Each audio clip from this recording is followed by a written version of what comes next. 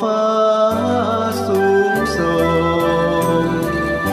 เป็นยอดอนงเนื้อนางใดร่างอ่อนช้อนอ่อนไหวชมใช้ลายดังแจ่มจ้า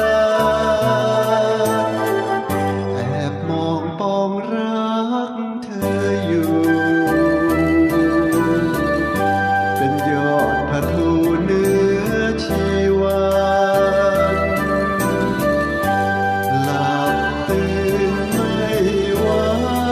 ใฝ่ฝันทุกคืนวันเฝ้าครวญเธอเคยปราณีรอยยิ้มมาให้พี่พระองค์ลงเฝ้ารันจวนดูดังเชิญชวนระย้ายวนกันเล่นหรือเพียงแกล้งยั่วให้พี่ลำเพ็ญเหลือจะเว้นรักได้สุดาดอกฟ้าของพี่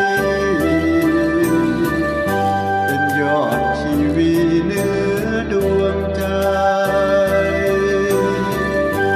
อย่าปล่อยพี่คอยคลั่งไคล้ขอ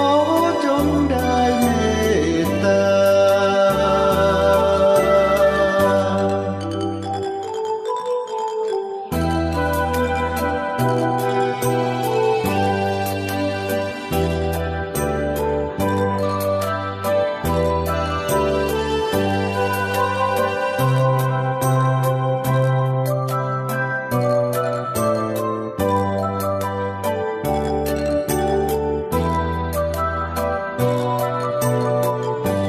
สุดาดอกฟ้า